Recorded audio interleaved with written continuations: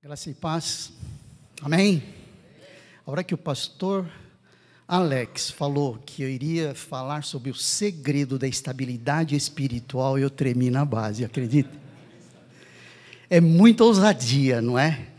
Como se a gente fosse dar o fechamento da vida espiritual, não é? Mas nós temos lutado muito, olhando as Escrituras, estudando as Escrituras, vivendo as Escrituras, aliás, tentando viver as Escrituras. É sempre o nosso esforço, é sempre o nosso desafio buscar essa estabilidade, entre outras coisas. E cantar o que cantamos é vivendo, e vivendo aquilo que cantamos. Porque muitas vezes nós falamos que Cristo é a nossa alegria, que é o tema global dessa conferência. E vivermos de fato que Cristo é a nossa alegria, muitas vezes é uma distância muito grande, não é? Nós temos muita dificuldade de viver aquilo que aprendemos, nós temos muita dificuldade de viver aquilo que recebemos de Deus, tanto é que no final, quase no final, ali no versículo 10 de Filipenses 4, existe uma exortação de Paulo exatamente nesse sentido. Mas é isso aí, é o segredo da estabilidade espiritual, com o seguinte subtema: permanecendo na fé. É como se nós disséssemos assim: não existe possibilidade nenhuma de estabilidade espiritual se nós não permanecermos na fé. E não existe possibilidade nenhuma de nós permanecermos na fé se nós não criarmos, não vivermos essa estabilidade espiritual. Então essas coisas, elas precisam ir além das palavras.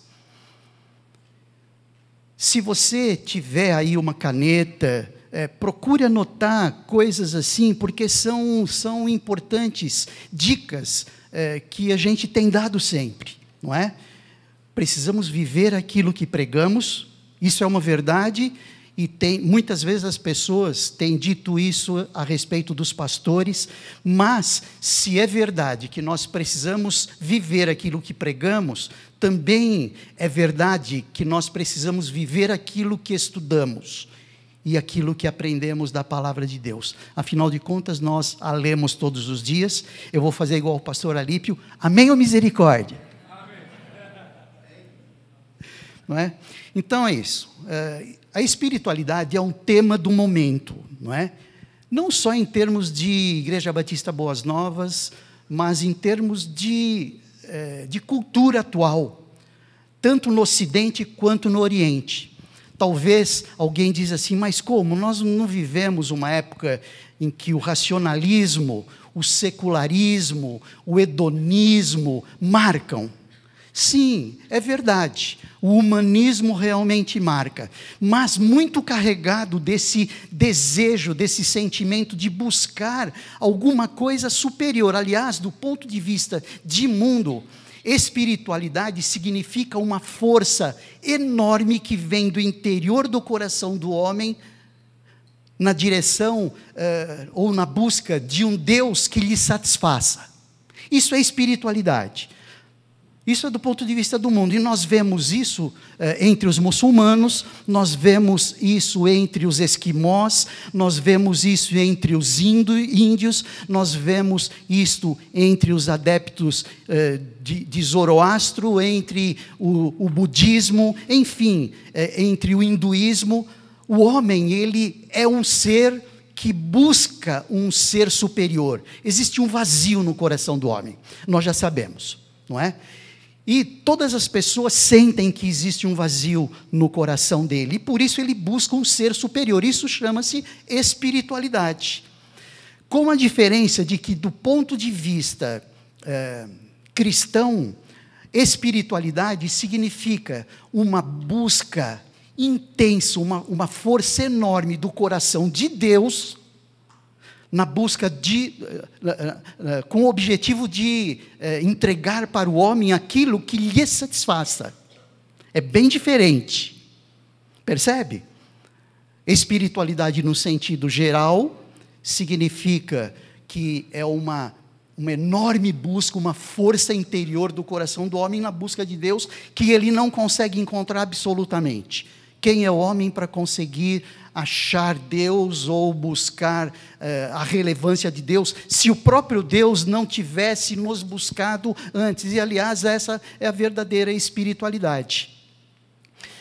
E quando eu disse agora que existe um desejo profundo, um vazio profundo no coração do homem, nós, como cristãos, como crentes em Cristo, sabemos que esse grande vazio tem um formato. Alguém me ajuda a lembrar qual é esse formato? O formato de uma cruz, não é? Por isso é que Cristo é a nossa alegria. E o objetivo é que a gente viva realmente no nosso dia a dia que Cristo é a nossa alegria, não é? Vivemos de fato, independente dos ladrões dela, não é?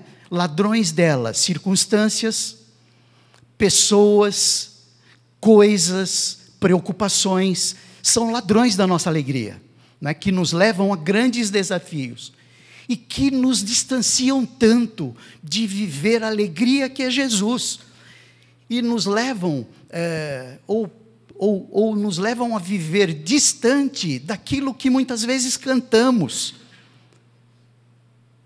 A alegria está no coração de quem já conhece a Jesus, não é mesmo? Agora, nós cantamos isso, ou cantávamos há um tempinho atrás, não muito tempo, não é?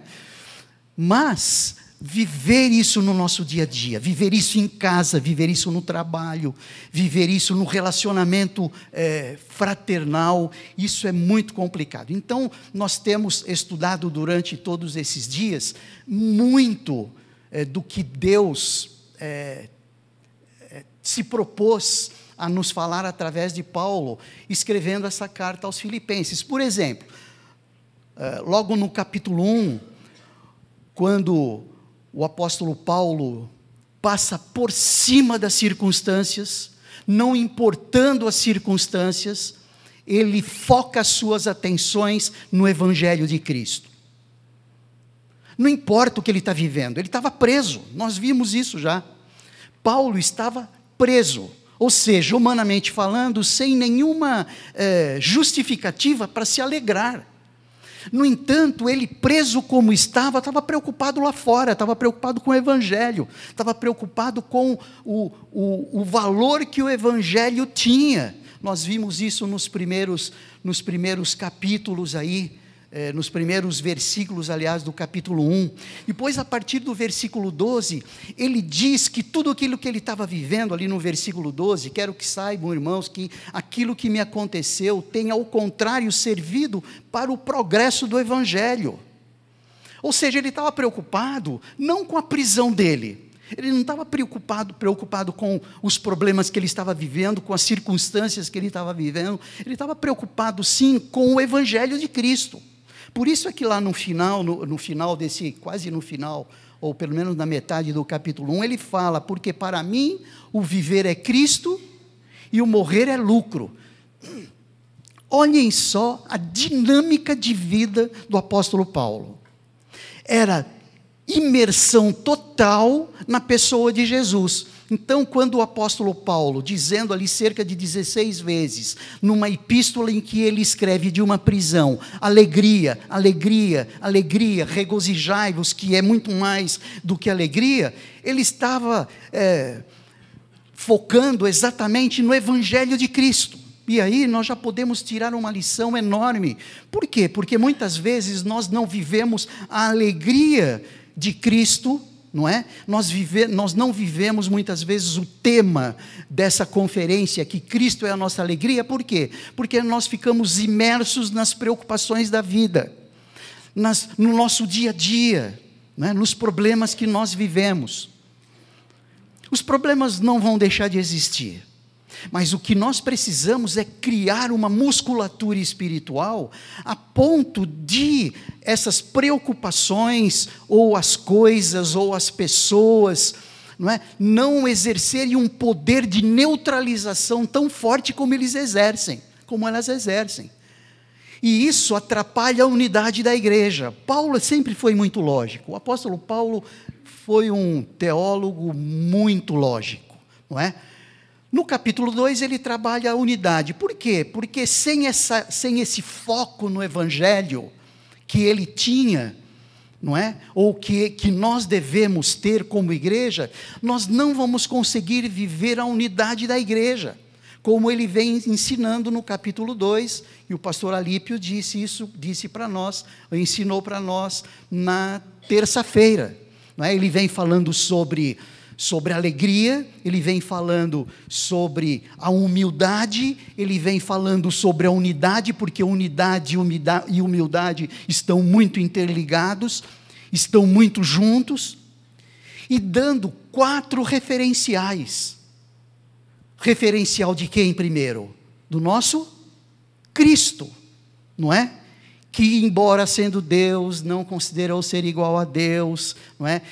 O qual deveria se apegar, mas esvaziou-se a si mesmo, e como eu já disse aqui algumas vezes, não gosto da palavra esvaziamento, eu gosto da palavra aniquilação, que é o que diz as versões mais tradicionais, a Revista e Corrigida, por exemplo, porque para sair de uma posição de Deus, com toda a sua glória, e tomar a forma humana, só mesmo uma aniquilação, isto é o absoluto da aniquilação, e ele fez isso quando tomou a forma de homem, quando tomou a nossa forma e adotou a nossa carne. Então esse é o grande referencial de Paulo, e ele mesmo coloca-se como referencial, sejam meus imitadores como eu sou de Cristo, coloca Timóteo como um outro referencial, quando diz ali para nós, não é, que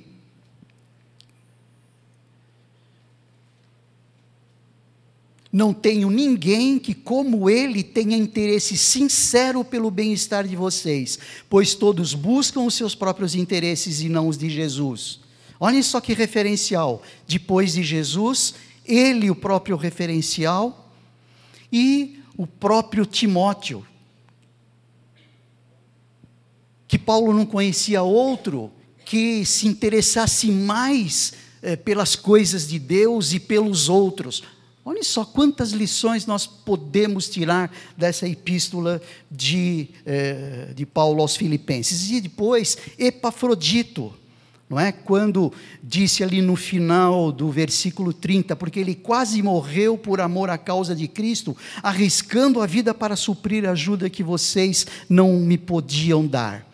Pouquinho antes ele dá algumas demonstrações de apego às pessoas, de amor às pessoas. Então, o apóstolo Paulo coloca no capítulo 2 ali, que o nosso referencial é o próprio Cristo, é ele mesmo, é Timóteo, e é Epafrodito quanto ao quê? Quanto à unidade, quanto à humildade, quanto ao interesse pelo outro, e pelos outros, amor ao próximo.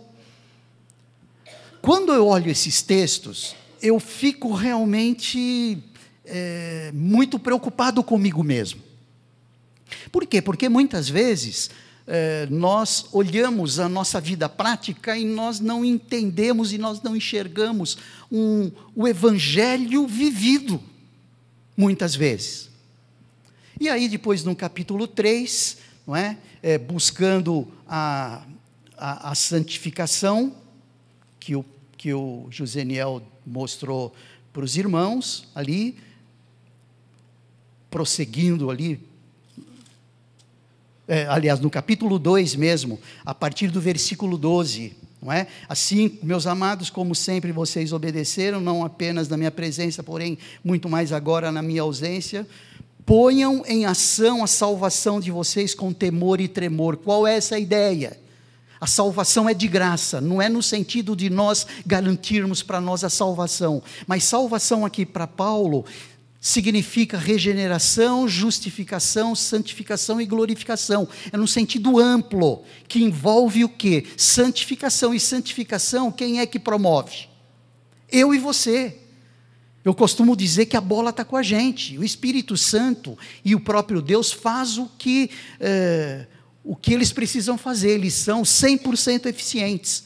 Nós é que não somos, muitas vezes, 100% eficientes em promover essa salvação nesse sentido, com temor e tremor, ou seja, levar a sério a santificação, o nosso crescimento, sendo melhor hoje em relação a ontem, amanhã em relação a hoje, e assim por diante. Esse ano de 2018, em relação a 2017, então é isso que o apóstolo Paulo está dizendo aí, efetuai a vossa salvação com temor e tremor. E depois,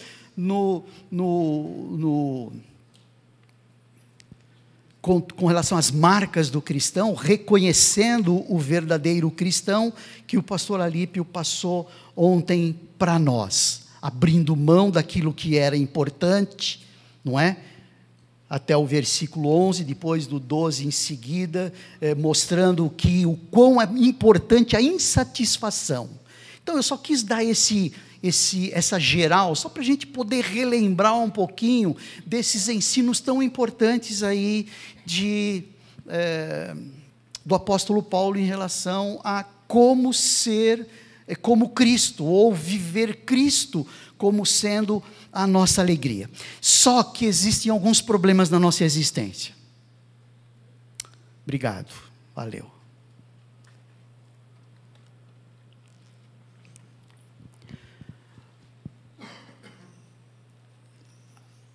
Os problemas da vida marcam a nossa existência. Eu acho que cada um de nós aqui vive muito dessa dinâmica, não é? Muito da dinâmica da nossa vida roubam a nossa alegria. Então, quando o apóstolo Paulo diz tudo o que diz com esse tema maior, que Cristo é a nossa alegria, nós não vivemos muitas vezes a expressão total de ser Cristo a nossa alegria por causa dos problemas que marcam a nossa existência. Nós temos lutas atrozes, são lutas externas, são pessoas que causam sofrimento para conosco, são as circunstâncias da vida que nos levam ao limite, tirando de nós o chão muitas vezes. São problemas na área da saúde, escolhas erradas que fazemos, que nos levam a problemas emocionais enormes. Então, se nós formos elencar ali problemas externos, problemas internos, nós precisaríamos de folhas e mais folhas. Por quê? Porque fazem parte da nossa própria experiência, não é? A nossa própria experiência de vida. E o grande problema de tudo isto é que todas essas situações, todas essas coisas, todas essas circunstâncias, todos esses problemas, eles são alimentados pelo inimigo das nossas almas, que eles são reais. Não é porque nós não os vemos, por serem forças espirituais, eles não existem. Existem sim. É que muitas vezes nós até esquecemos, não é? E atribuímos num relacionamento difícil com esposa ou esposo, relacionamento difícil com filhos, relacionamento difícil no nosso trabalho. Muitas vezes nós focamos a nossa atenção como se fossem as lutas em relação às pessoas. E não são. O apóstolo Paulo já nos ensina em Efésios que a nossa luta não é contra a carne e contra o sangue, sim contra as potestades do ar. Ou seja, estimulando pessoas, jogando lenha na fogueira.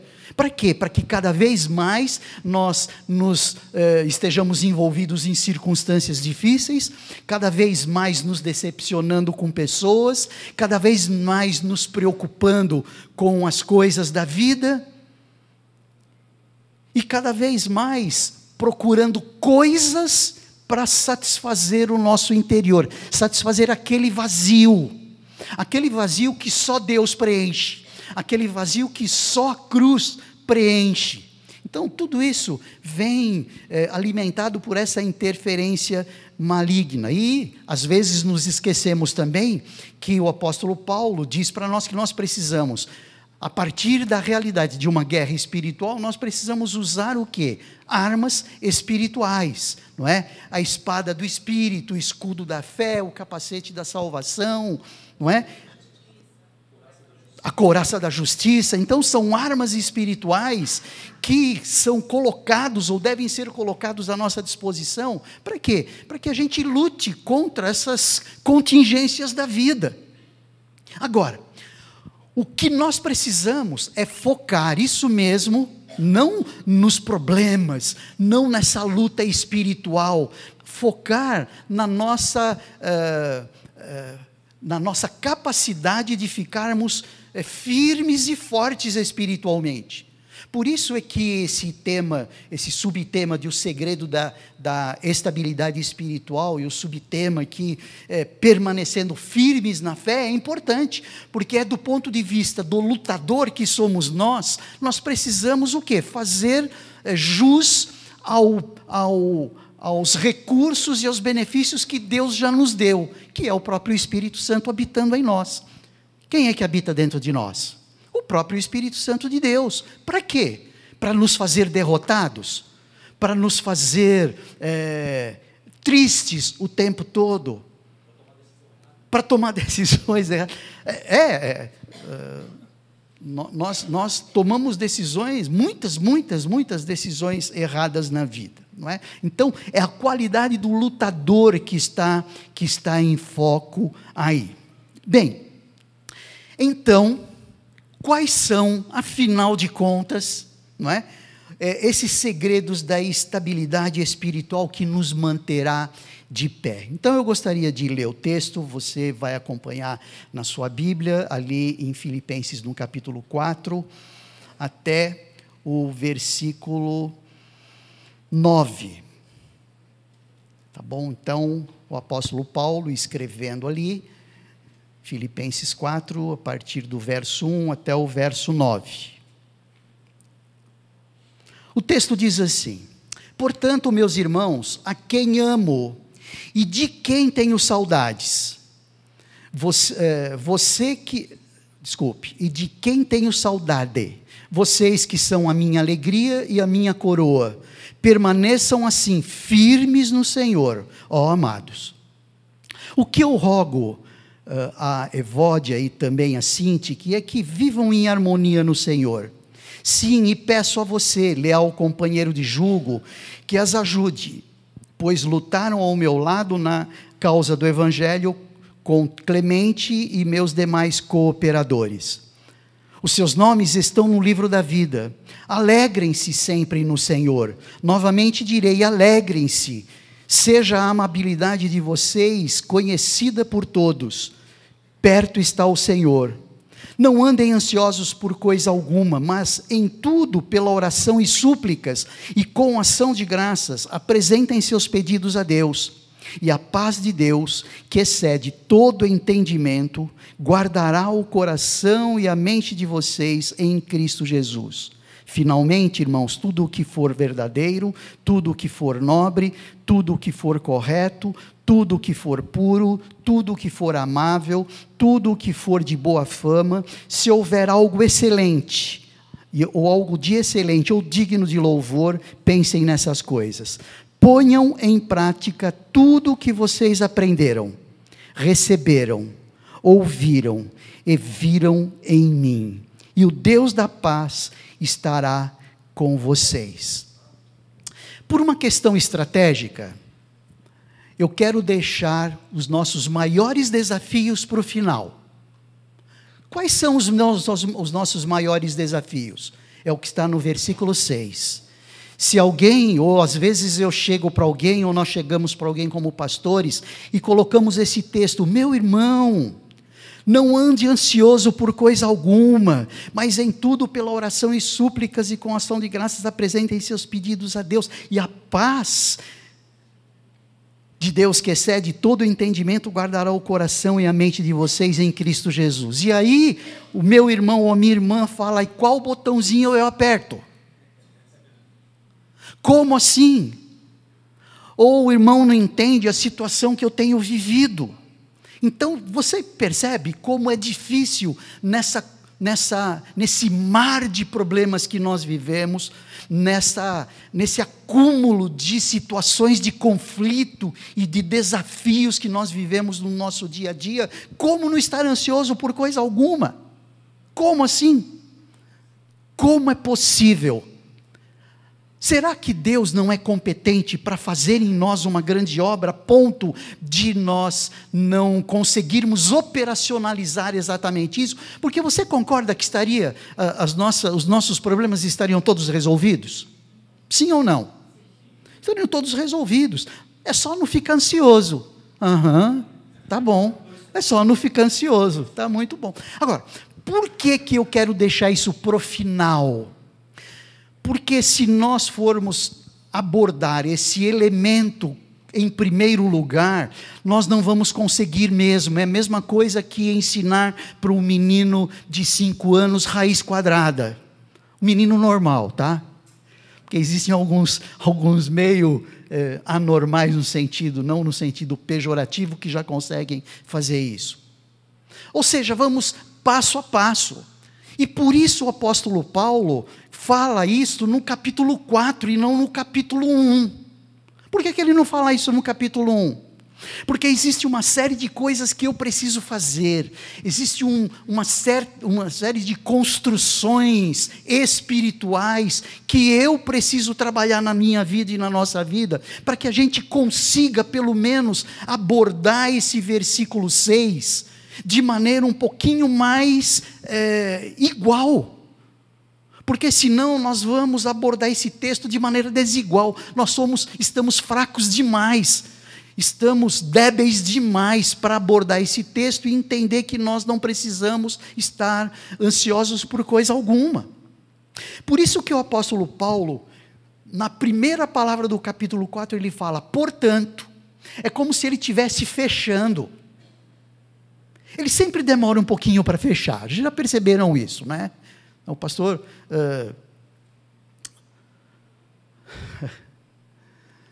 o pastor Alípio já disse um pouco isso para nós. E aqui ele tenta fechar, portanto, ou seja, levando em conta tudo isso que vocês viram, levando em conta que o foco da sua vida tem que ser o Evangelho, levando em conta que todas as circunstâncias da vida precisam ser consideradas por você como meios do Evangelho estar proliferando, como forma de você mesmo estar sofrendo, como forma dos seus filhos estarem sofrendo, como forma dos seus familiares estarem vendo as dificuldades e como você se defronta com os problemas e com as situações, os testemunhos. Isso fica um pouquinho mais fácil quando nós entendemos e conseguimos viver a unidade na igreja. Agora, se a gente não consegue viver a unidade nem na nossa própria casa, como a gente pode conseguir entender que nós não devemos estar ansiosos por coisa alguma? Você percebe, é como se existissem alguns pré-requisitos para que isso pudesse acontecer. Fazer o que precisa ser feito, aplicar o que nos é ensinado desde o começo vai ser importante para a gente poder caminhar mais rápido, caminhar com mais eficiência, levar o Evangelho mais a sério. Porque se a gente não consegue fazer as coisas mínimas, como a gente pode experimentar a paz de Deus, que é decorrente da não ansiedade? E é possível sim, é possível porque se não fosse possível, Deus não teria permitido que Paulo escrevesse aqui para nós, não estejais ansiosos. Então, se está escrito, não estejais ansiosos, ou não andem ansiosos, pela vida, pelas preocupações, pelo que as pessoas te falam, pelo que as pessoas te fazem, é porque é possível fazer. Precisamos partir desse princípio. Ok? Então, eu quero deixar o apóstolo Paulo já deixou para o capítulo 4, e eu quero deixar realmente para o final, para o último ponto, esse elemento. Por quê? Porque aí a gente vai conseguir entender melhor e vai perceber como é mais fácil nós não estarmos ansiosos por coisa alguma. Bom, o apóstolo Paulo diz assim, portanto, fala que os filipenses são a sua alegria e a sua coroa. Mais uma vez o apóstolo Paulo mostrando que ele está fora dele. Uma expressão, força de expressão, tá bom? Ele não está preocupado com ele. Ele não está preocupado com o seu próprio umbigo. Ele está preocupado com o outro, ele está preocupado com o povo, ele está preocupado com o evangelho, ele está preocupado em fazer aquilo que Deus lhe ordenou que fizesse. Isso ele está realmente preocupado. E no versículo 2, e por isso ele fala, e permaneçam assim firmes no Senhor. E no capítulo 2, ele já começa dizendo alguma coisa que já foi dito, é a repetição que o pastor Alípio falou. Ele já falou no capítulo 2, quanto à unidade, e ele fala novamente aqui, e de maneira bem específica. 2 mulheres, não é? Evódia e Sintique, que eram cristãs, que eram crentes, que eram sérias, provavelmente diaconisas da igreja, que viviam em conflito. Ainda bem que hoje não existe isso, né? Ainda bem que hoje nós não experimentamos isso em lugar nenhum. Seria bom que fosse, não é? E o apóstolo Paulo diz, olha, eu rogo para que vivam em harmonia no Senhor. Viver em harmonia significa viver de maneira tranquila, sem guardar ressentimento. Viver de maneira tranquila e em harmonia, mesmo com pensamentos diferentes, com sentimentos diferentes, porque ele diz, sim, e peço a você, leal companheiro de julgo, que as ajude, pois lutaram ao meu lado na causa do Evangelho com Clemente e demais cooperadores. O nome delas, os seus nomes, estão escritos no livro da vida. E ali no capítulo 2, ele diz que eles deviam completar a alegria de Paulo, tendo o mesmo modo de pensar, o mesmo amor, um só espírito e uma só atitude. Gente, isso requer muita maturidade. Isso requer considerar realmente o outro superior a si mesmo, como ele ensina. Ou não? Se eu considero o outro maior do que eu, acima do que eu consigo, em linguagem, talvez nossa, engolir seco, não é? Ou aceitar alguma ideia diferente, algum pensamento diferente, a partir do outro. Bom, o apóstolo Paulo está dizendo isso aqui, tendo o mesmo modo de pensar, o mesmo amor, um só espírito e uma só atitude. Quando todos nós sabemos que todas as pessoas, nenhuma pessoa pensa igual a outra, nós pensamos diferentes. A questão não é pensar igual na expressão da palavra, não é? Pensar em termos de conteúdo igual. Mas viver esse respeito, viver essa harmonia, viver esse entendimento de que o outro tem direito a ter o seu próprio pensamento e respeitar o outro pelo pensamento que tem. É isso que o apóstolo Paulo está dizendo. Tendo o mesmo modo de pensar de um em relação ao outro. Imaginem 2 pessoas que estão pensando exatamente assim, em harmonia e se considerando menor do que o outro. Não é nem em tese, mas realmente nós não vai existir problema nesse relacionamento. Por quê? Porque cada um está pensando em fazer aquilo que o outro, está respeitando aquilo que o outro está dizendo. Gente, isso é muito complicado, porque muitas vezes o que a gente quer é se sobressair em termos de ideias, de pensamentos. Nós queremos ter o pensamento proeminente, ter razão. Nós queremos talvez nos colocar como um padrão de pensamento, ou seja, você precisa pensar igual a mim, porque o meu pensamento é o mais adequado, é o mais justo, é o mais puro, enfim, o meu pensamento é o padrão. Então, por favor, adeque-se ao meu padrão. Não é isso que o apóstolo Paulo diz, não é? Com os referenciais que ele usa: Jesus, ele mesmo, Timóteo, Epafrodito. São exemplos de homens que vivem as mesmas paixões que nós, como Tiago fala lá no capítulo 5 em relação a Elias. Vivem as mesmas paixões, viveram as mesmas paixões que nós. Agora, precisamos crescer em muito nos relacionamentos. Muito. Não exigir que o outro pense como nós. Amá-lo e respeitá-lo a despeito da diferença de pensamento e de sentimento. Tem um episódio que eu vou pedir para você abrir ali no capítulo 6,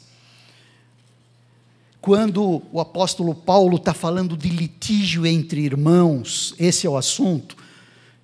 Isso também é muito comum, a ponto de o litígio ser tal.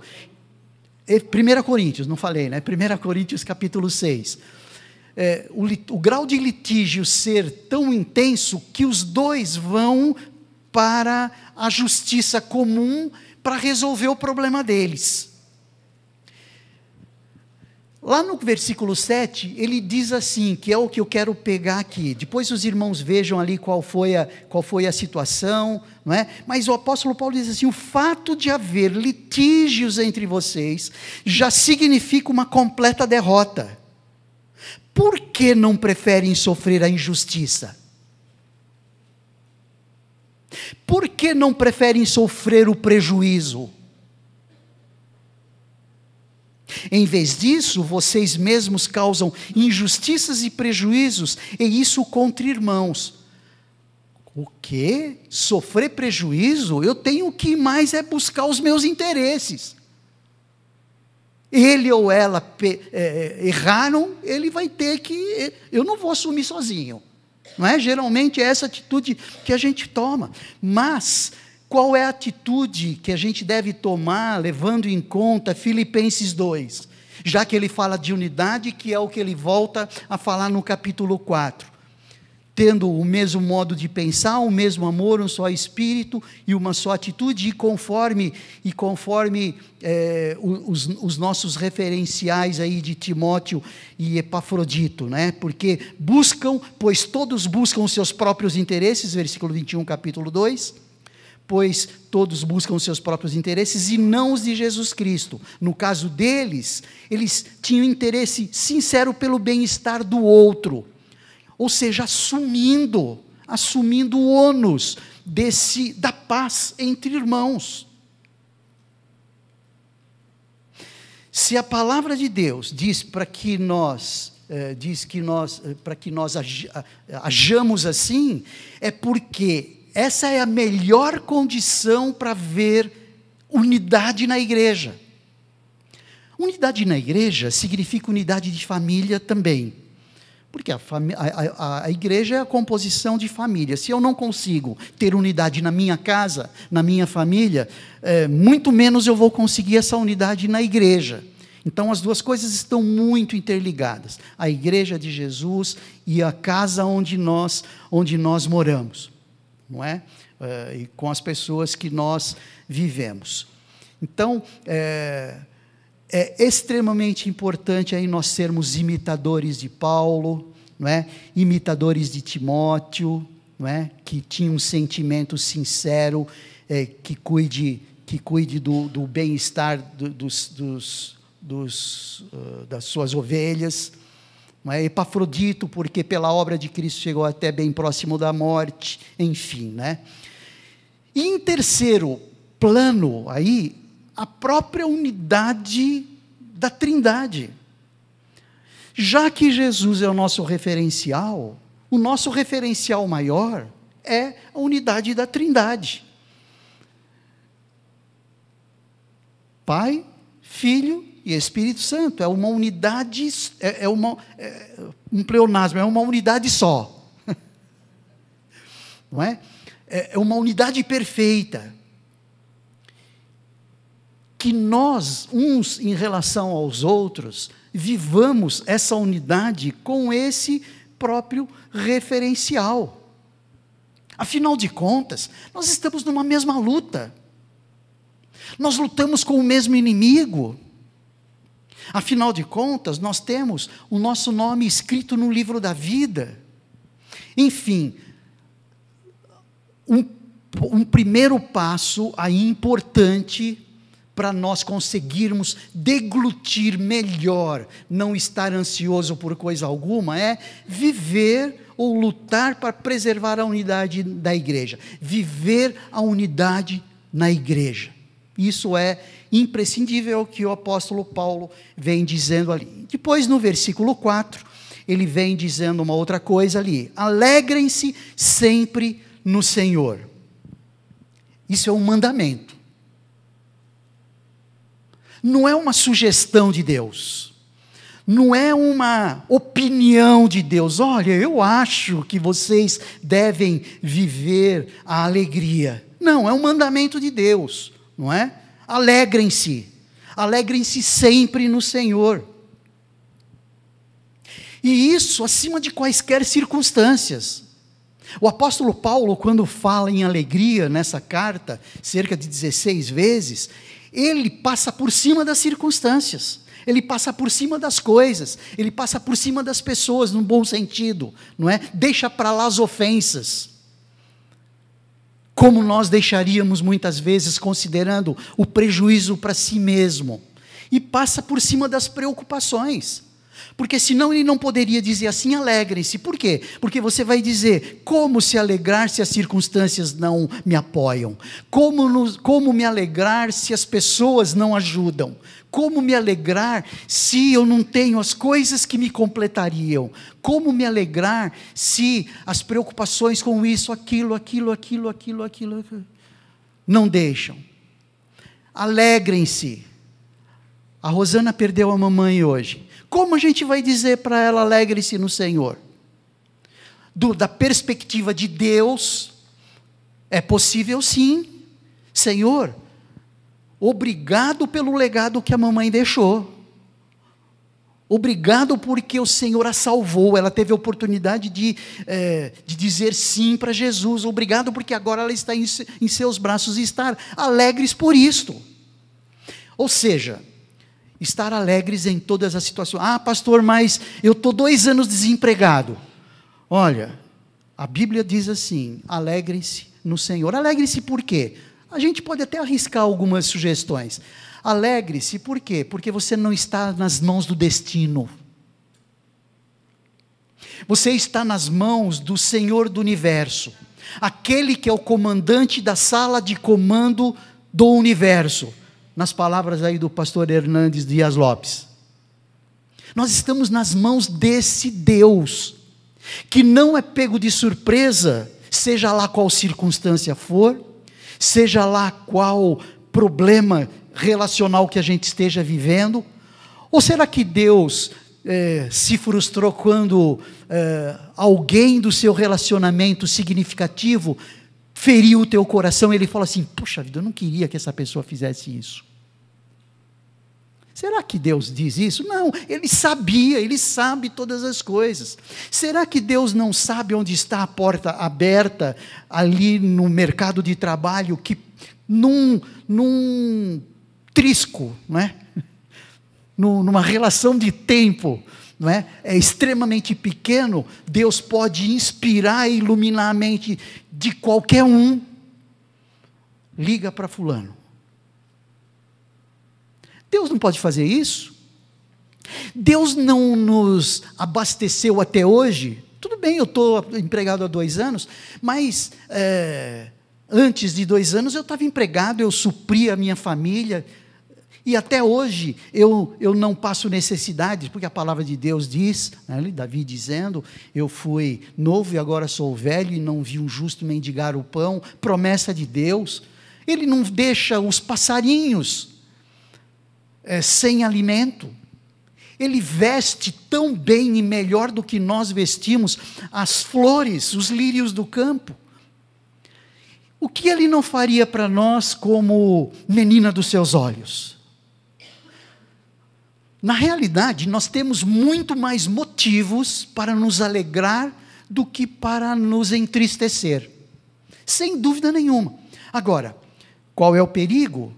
Nós sermos chamados a atenção como o povo foi chamado lá no deserto, que tinham acabado de ver o que Deus tinha feito ali na passagem do Mar Vermelho, e já estavam reclamando que não tinham comida, que não tinham água.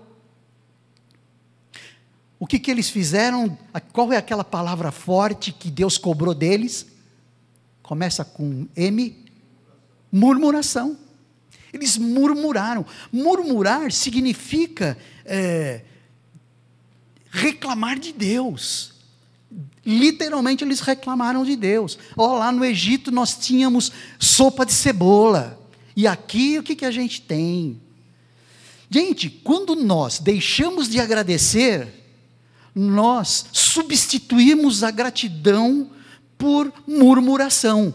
Murmuração, existem vários graus de murmuração.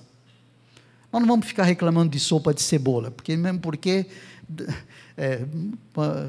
não é tão difícil de fazer assim, e a gente consegue fazer uma sopa de cebola, né? Então, obedecer esse mandamento. Agora, você percebe como é importante esse trabalhar a unidade nos moldes, como Paulo vem dizendo no capítulo 2, vem dizendo no capítulo 4, como é importante nós vivermos a alegria. Aí sim a gente começa a dizer, a gente começa a viver que Cristo é a nossa alegria.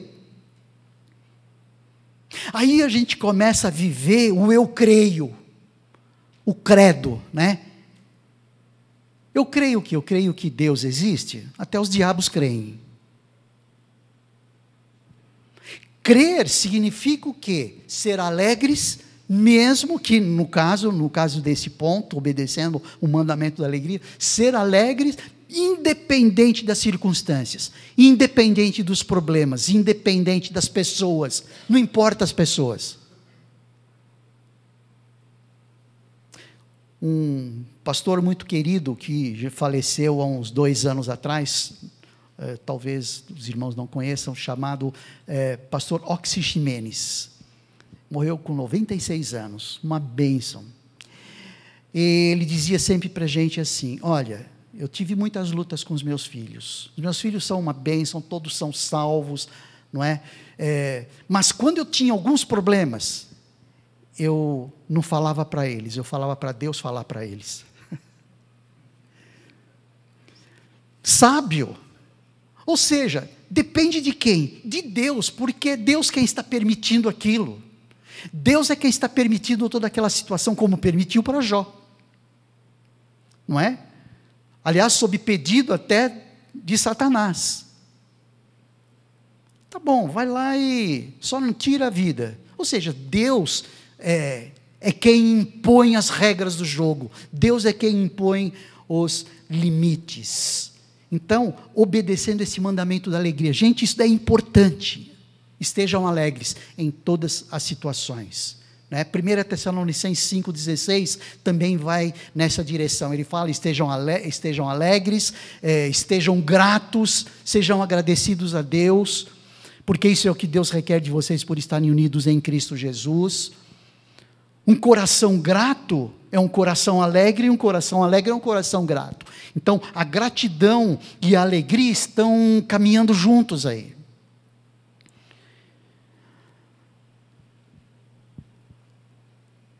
Seguindo aqui em frente, né, nós trabalhamos aí o versículo 4. Ele diz: seja a amabilidade de vocês conhecida por todos. Algumas versões diz moderada. O que diz a sua aí? Oi? Moderação, não é? Uma pessoa moderada, uma pessoa cordial, uma pessoa que amortece a injustiça. Uma pessoa que amortece a injustiça. Gente, isso é muito difícil de fazer. É similar a dar a outra face. Por que a gente acha difícil, não estar ansioso por coisa alguma? Dá para perceber por quê? Porque a gente não consegue fazer coisas tão, eu não sei se mais básicas, não deixa de ser coisas fortes, mas mais básicas do que não estar ansioso por coisa alguma. Então, ser uma pessoa amável, não é? Aquele versículo 7 de 1 Coríntios 6, fala de sofrer o prejuízo. Por que vocês não podem sofrer o prejuízo? Por amor do outro. Deixa Deus cuidar disso, porque Deus é o juiz, Deus sabe todas as coisas. Na realidade, quem supre as nossas necessidades é esse Deus Todo-Poderoso. Então, Ele sabe todas as coisas. É melhor eu estar nas mãos dEle, deixando Ele fazer o que Ele sabe fazer muito melhor do que eu meter os pés pelas mãos e fazer aquilo que geralmente não vai dar certo. A gente só vai tumultuar mais o ambiente.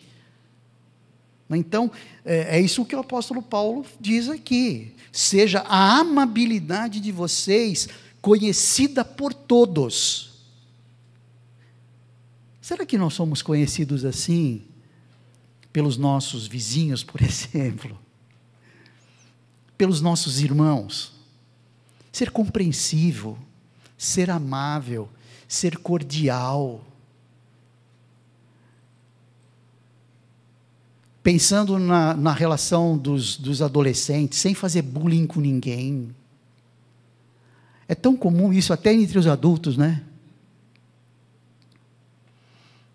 Ser uma pessoa cordial, ou seja, ser uma pessoa que as pessoas gostam de estar juntos. Uma pessoa empática. Não antipática. Uma pessoa que tem empatia, né? Trabalha essa relação de empatia com o outro, uma pessoa simpática. Sabe, é importante isso é básico. Não para conquistar amizade, não por interesse, mas porque é isso que Deus requer de nós, por estarmos salvos por Cristo Jesus. Não é? Benignos. Exatamente.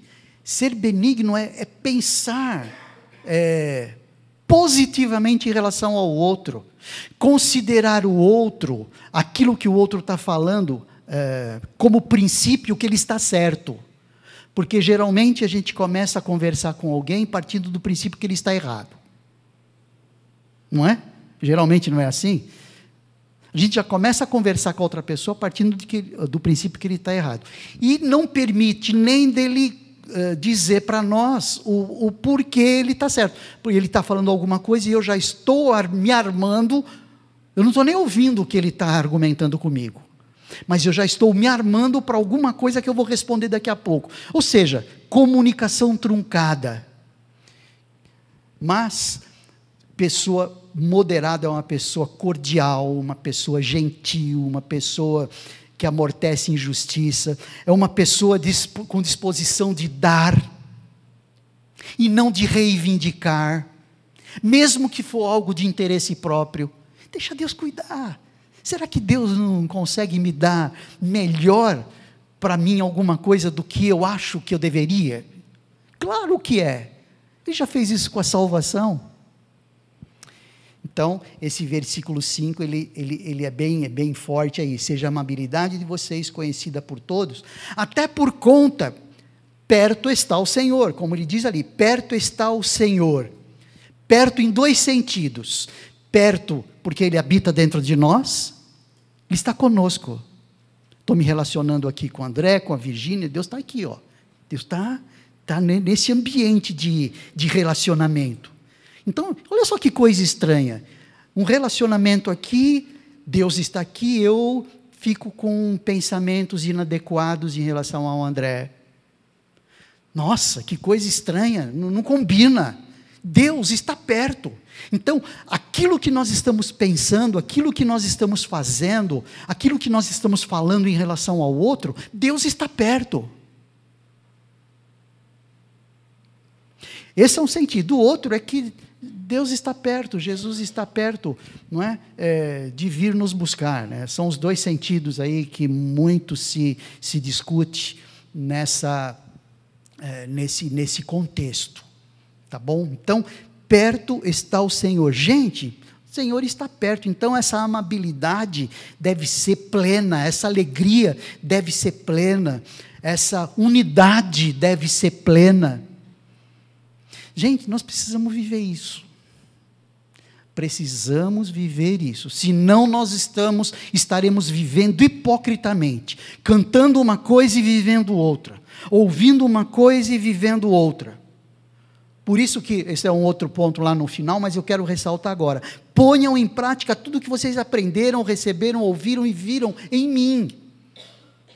Ele era imitador de Cristo. Então, é colocar em prática tudo aquilo que aprendemos, recebemos, ouvimos e vimos de Jesus. Porque senão nós vamos viver uma vida hipócrita, vivendo uma vida e pensando outra coisa, recebendo uma coisa, aprendendo uma coisa e vivendo uma coisa totalmente diferente. Olhar esse texto, essa carta de Filipenses, crescer, precisar crescer em estatura diante de Deus, porque em graça nós já somos crescidos, né? Por quê? Porque a graça veio de Deus, né? Deus é perfeito, Deus é eficiente, é plenamente eficiente. Agora, a musculatura espiritual, nós é que precisamos, a gente precisa malhar, não malhar na academia, não é malhar na academia, é tempo de Bíblia mesmo, é tempo de joelhos com Deus. A fé vem pelo ouvir, e ouvir da palavra de Deus. Romanos já nos ensina, Paulo fala em Romanos sobre isso. Quantas vezes nós, pressionados pelo tempo, que não temos, agenda apertada, nós não gastamos tempo com Deus, não conversamos com Deus, não lemos a sua palavra, não nos interessamos em conhecer a sua revelação, conhecer aquilo que Ele tem para mim, para nós, para o outro, para a igreja, vivendo uma vida egoísta. Nós não vamos conseguir nunca não estar ansioso por coisa alguma. Versículo 8. O versículo 8, eu pulei aí, vocês perceberam? Que eu pulei? Eu pulei o 6, o 7, naquela ideia de deixar por último mesmo, tá?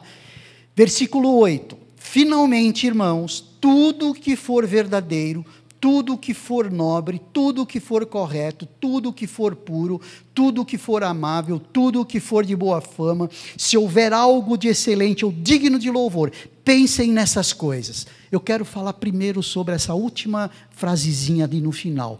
Pensem nessas coisas. Provérbios 4, 23, na nova tradução da linguagem de hoje, já citei isso várias vezes, porque é um dos textos que eu mais admiro, que eu mais gosto. E diz assim: cuidado com o que você pensa, porque a sua vida é conduzida pelos seus pensamentos. E nós sabemos que os nossos pensamentos estão corrompidos pelo pecado. Olha que desafio. Olhem que desafio. Como nós precisamos realmente, com gana, com força, com disciplina, com energia, remar contra a corrente, porque estamos remando contra a nossa própria natureza, a nossa própria natureza carnal. Então, pensar não de maneira inadequada, porque pensar inadequadamente é o que surge primeiro. É o que eu chamo de software de entrada. Você liga no teu computador, ele já vem logo aquela tela lá, né? Tela do Windows, não é? Quem tem Windows, quem tem Mac deve ser diferente, não conheço o Mac. Ou seja, automaticamente os pensamentos já são inadequados. Então, automaticamente nós já temos que considerar, porque o nosso coração é enganoso, aquilo que nós pensamos como inadequado, ou seja, olhando com dúvida aquilo que pensamos alguma coisa, opa, será que isso daí não está desagradando a Deus? Geralmente está. Porque se o nosso coração é enganoso, e muitas vezes nós não somos conduzidos na nossa vida de maneira adequada. Por quê? Porque nós pensamos também inadequadamente. Agora, o que nós precisamos fazer? Tudo o que for verdadeiro. Ou seja, as nossas mentes corrompidas, não é? Sujeitos às inverdades de Satanás, recebem mentiras. Essa ideia não é verdadeiro no sentido ético aqui, é no sentido de coisas assim: nossa, você é um desastrado, olha, o Armando, cuidado, o Armando, eu não confiaria muito no Armando não, é brincadeira, tá, irmão? Só para ilustrar aqui, o Armando é uma bênção aqui, mas esse não é um pensamento verdadeiro. Por quê? Porque são pensamentos que são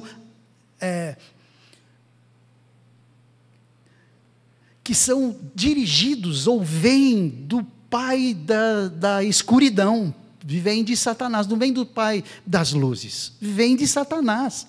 São pensamentos inadequados, não são pensamentos verdadeiros. Essa é a ideia aqui, né?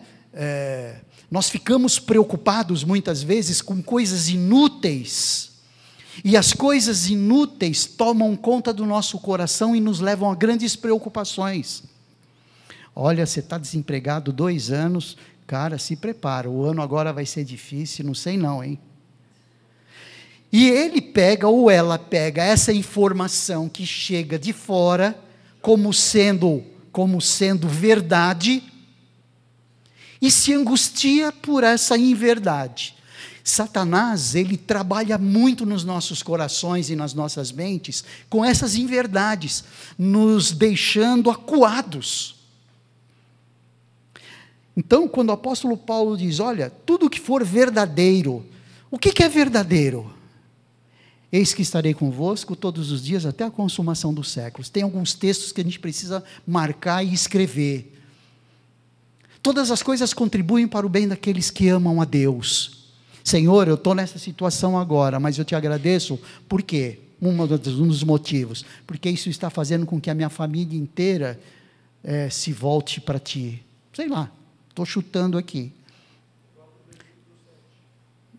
Não é? Que Ele guarda, né? E a paz de Deus, que excede todo entendimento, guardará o coração e as vossas mentes em Cristo Jesus. Falando em paz, quando vem de Deus alguma coisa na nossa mente, através dos ouvidos, né? Às vezes nem sempre os ouvidos físicos só, se vem de Deus, vem com paz. Então, muitas vezes que nós ficamos angustiados por causa das inverdades, não é? Por isso que o apóstolo Paulo, tudo que for verdadeiro, não é? Tudo que for nobre e correto, ou seja, que sabemos que é digno de respeito, e que é reto, é certo. Gente, eu não preciso aqui dar exemplo do que é nobre ou de que é reto, porque todos nós sabemos o que é nobre e o que é reto. Não, nós somos inteligentes, além disso, nós temos o Espírito Santo dentro de nós, e a palavra diz que o Espírito Santo nos convence do pecado, da justiça e do juízo. Então, Ele nos mostra, Ele nos faz ver aquilo que é nobre, o que é correto. Agora, o grande problema é que nem sempre a gente faz aquilo que é nobre e correto, mesmo sabendo que é nobre e é correto. Eu deveria fazer e não faço. Como, por exemplo, pedir perdão. É nobre e correto, não é? Além de ser uma exortação extremamente forte, um mandamento de Deus. Por quê? Porque nós somos perdoados por Deus, essa é a grande justificativa. Agora, por que sabendo que é nobre e é correto, nós não fazemos? Tantas outras coisas.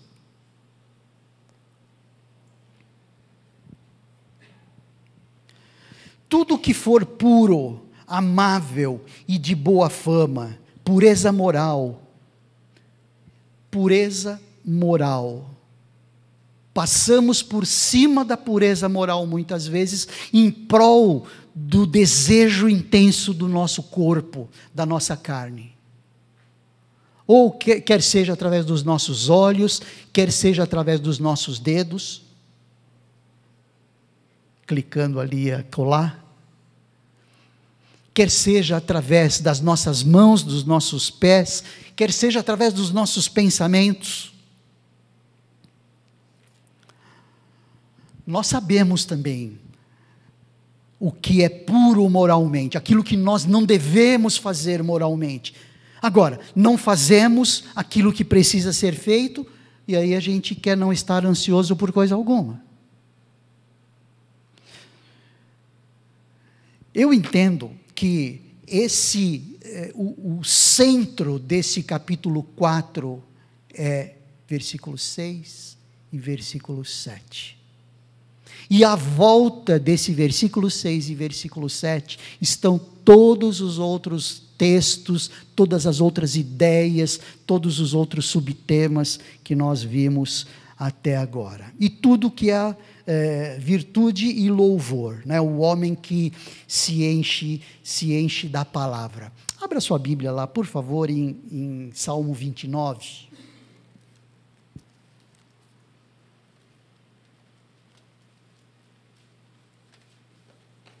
Salmo 29,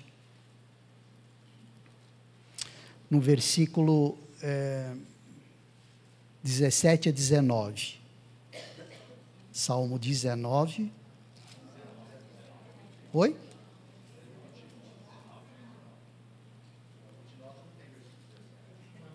Espera aí, então vamos lá. Espera um pouquinho só. Não é não. O meu computador deve ter dado algum problema aqui. Capítulo 19, versículo 7 a versículo 9. Tá? Capítulo 19, é o Salmo 19. A lei do Senhor é perfeita e refrigera ou revigora a alma. Os testemunhos do Senhor são dignos de confiança e tornam sábios os experientes. Os preceitos do Senhor são justos e dão alegria ao coração. Os mandamentos do Senhor são límpidos e trazem luz aos olhos. O temor do Senhor é puro e dura para sempre. As ordenanças do Senhor são verdadeiras e todas elas justas. Ou seja, o homem que se enche da palavra, ele... usar uma palavra assim bem contemporânea, ele fica vacinado, ele fica vacinado contra esses pensamentos, né, esses pensamentos que não glorificam a Deus, que não são verdadeiros, que não são nobres e corretos, que não são puros, amáveis e nem de boa fama. E o versículo 9 ali de Filipenses 4, quando diz: ponham em prática tudo o que vocês aprenderam, receberam, ouviram e viram em mim, e o Deus da paz estará com vocês. O apóstolo Paulo coloca em equilíbrio essas 4 atividades. O apóstolo Paulo coloca em equilíbrio essas 4 atividades. A atividade do ouvir, o de receber, não é? Nossos ouvidos, no nosso coração, o de ver, o de aprender, e que precisam ser colocados em prática. Os irmãos se lembram de algum outro texto, um pouquinho mais à frente, que fala sobre colocar em prática aquilo que aprendemos? Tiago. É exigir demais falar qual é especificamente só para ler esse texto aqui, um instantinho só, querido. Vamos pegar esse de Tiago aqui.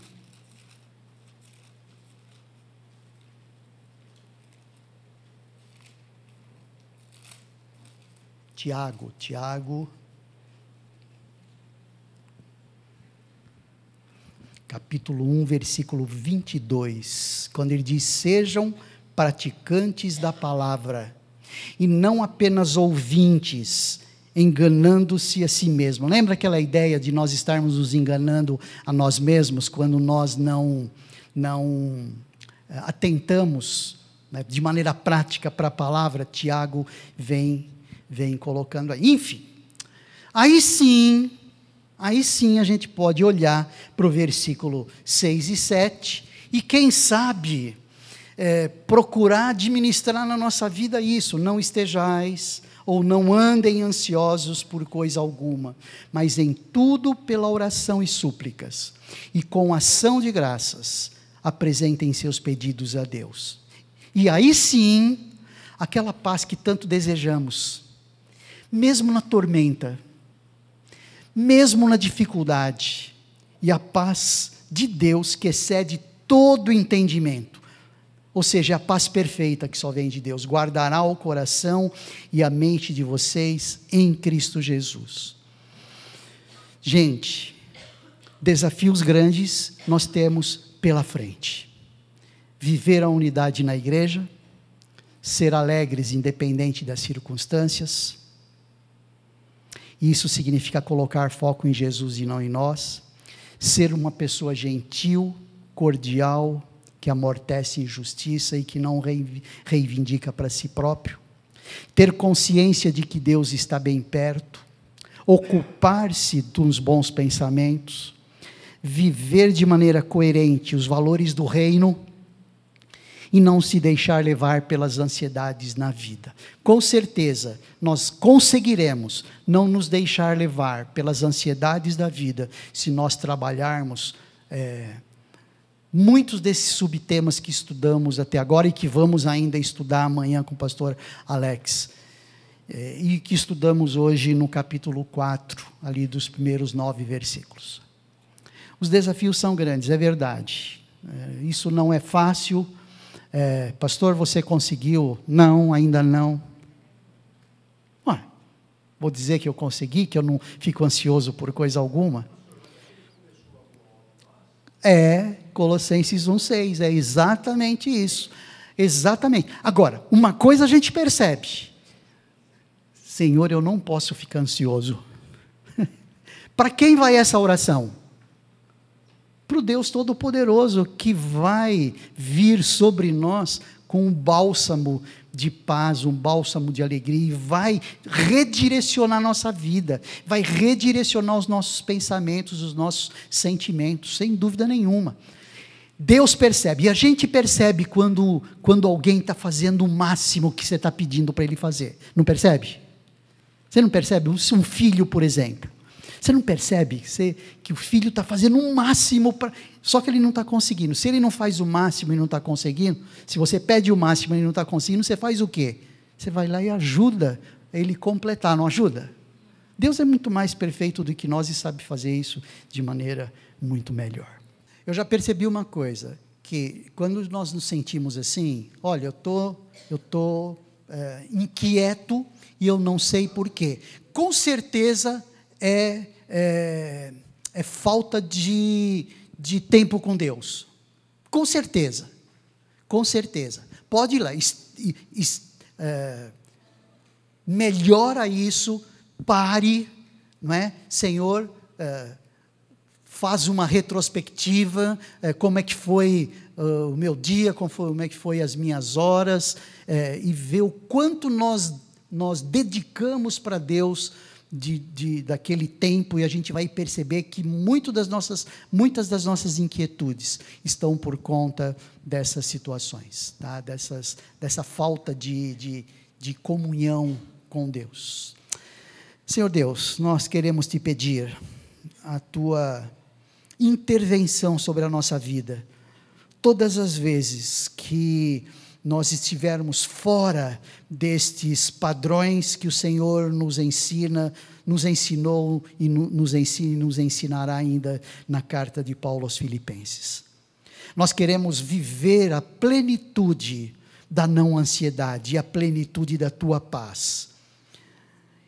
Em nome de Jesus, nós oramos para que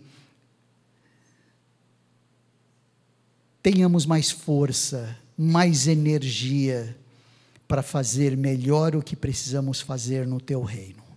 Ajuda-nos, ó Deus, também a olhar com os Teus olhos o Teu reino, olhar com os Teus olhos a vida, olhar com os Teus olhos os relacionamentos, olhar com os Teus olhos os problemas, olhar com os Teus olhos as circunstâncias, as coisas, as pessoas.